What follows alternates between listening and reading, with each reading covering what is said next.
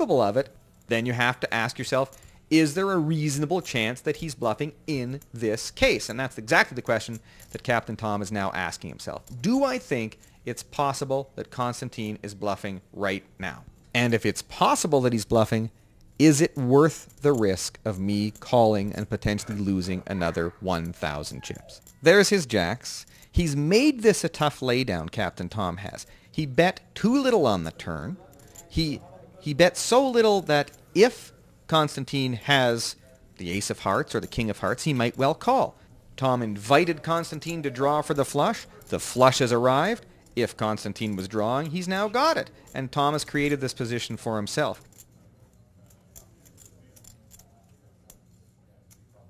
Another common rule of thumb is, if you are going to call, you might as well bet yourself. So if Tom is willing to call the 1,000, he would have been better off betting the 1,000 and folding to a raise from Constantine. Could have bet the river himself. He could have made the decision easier. He chose to take the harder path.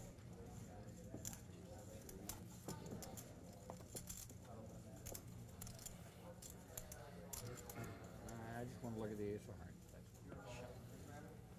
Call. Tom has called. Unfortunately for Captain Tom, Constantine, our Canadian, has the nuts, and Tom loses a big pot. That is a big pot in the early going with blinds of only 50 and 100. That's a 5,700 chip pot. Nice big win for Constantine, our Canadian. And that's going to put him among the chip leaders in the tournament today. He's running well. He's playing well. He's feeling good. Stacking the chips and leading the pack. Here is your Party Poker Canadian Poker Championship leaderboard. In 5th place, doubling his starting chip count. He's got 20,000 chips. Chris Cornell, quiet player. In 4th place, in his first major poker tournament, Michigan attorney Troy Otto. In 3rd place, the first of our 2 Canadians on the leaderboard, Luciano Agostini with 25,000 chips. In 2nd place, our highest ranking Canadian, currently 25,000 chips for David Matthew. At the top of the leaderboard, the man who got TJ Kluche, Ray Sanchez, has 28,000 chips.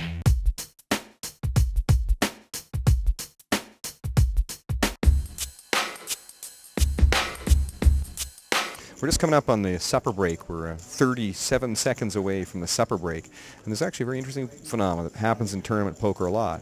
And that's that the game changes after the supper break. You're going to send 85 players out of here now. They're going to go eat supper. What are they going to do in the hour they're eating supper?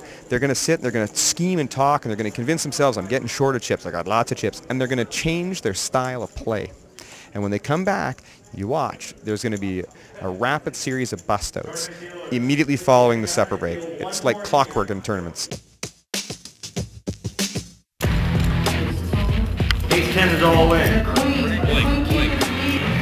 There's a 10. He made Broadway equals for Broadway. Wow. He called it Broadway wins. Let's match the stack. And the turn is 10. 2. Ace kicker is going to double.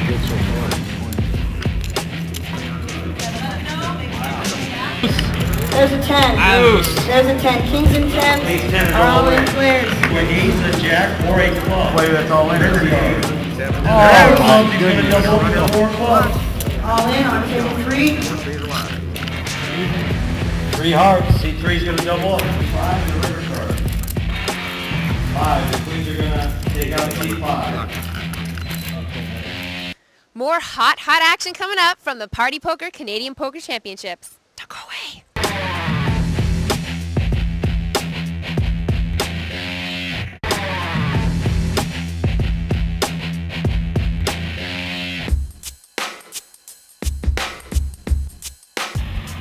Hi everybody, we're just at the local marina. We're about to go flirt with some dolphins. Let's go, come on. I'm a huge animal lover, I can't wait. Mammal lover, she means. Mammal, animal, everything, don't care. This is the new captain. She's taking us to Blue Lagoon to see the dolphins. Come on, behind the wheel. Let's go. Watch your flip off. Okay. Right on.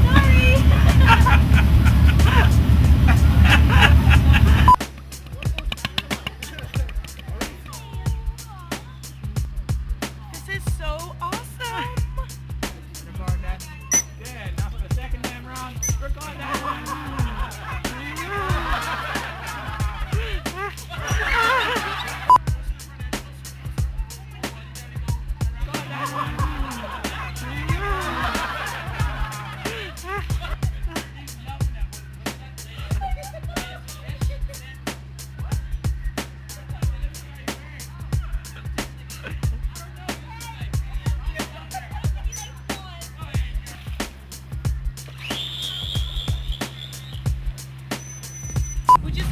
Sorry. Anytime.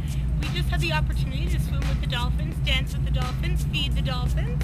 But we're now heading back to Paradise Island, and yeah, we'll see you there. We're on our way, let's go.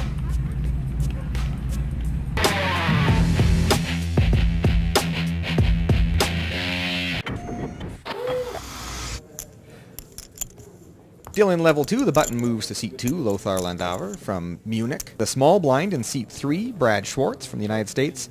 And Pinstripe Kenneth Strandby from Norway, the big blind in seat 4.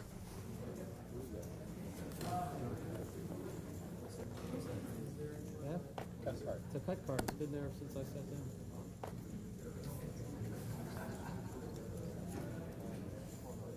down. Konstantin in the cutoff seat with his 8-7 of diamonds. Fold. Fold. Fold. It is folded around to Konstantin. Fold. Call. Flat call the 100. Fold. Brad Schwartz will throw in another 50 in the small blind with his 10-7. And in the big blind, Kenneth Strandby will check his King of Diamonds, Jack of Hearts. To the flop. 10 high, giving Brad in the small blind the top pair. He'll bet. Standard pot size bet of 300. Pinstripe Kenneth Strandby will fold his 2 overcards. Konstantin will give some consideration to... He could call this. He's got a gut shot, and he has position.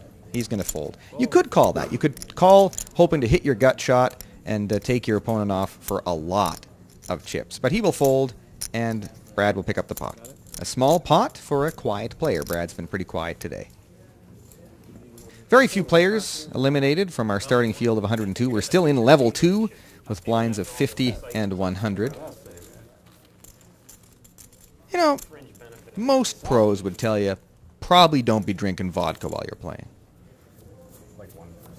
Oh, we get nice and chill. You gotta do an advertisement for drinking. Smirnoff and tonic. Troy Otto enjoying his Smirnoff and tonic. Hey, he's on holiday. I'm not sure how seriously he's taken this whole poker thing. It's his first major tournament. Michigan State Attorney Troy Otto. The button on Brad Schwartz in the number 3 seat. Captain Tom with the Ace of Hearts. Ace of Diamonds. Pocket Rockets, baby, for the captain in seat 7.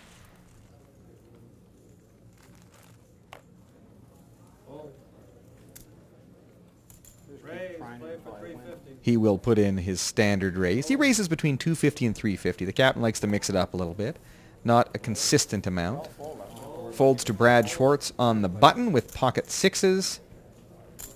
And he will flat call. Again, his thinking at this point is flop a set, see if I can win a big pot. I've got position. I've got an aggressive player. The captain's the most active player at the table. He plays a lot of hands. That's just a gimme. Captain Tom bets out 500, and Brad Schwartz puts in a raise. Brad's taking a shot here that Captain Tom's, raised pre-flop with big slick, ace-king, maybe an ace-queen. He thinks his 6s might be good. He's going to put in a raise. The amateurs are baffling the captain. I'm not baffled. I'm just know I'm going to get drawn out. Captain Tom, he's going to pause and think. Look, did Brad Schwartz flop a set? I think Tom likes his hand. He's got pocket aces. I think he's putting on a pretty good show. He's trying to sell weakness to Brad Schwartz.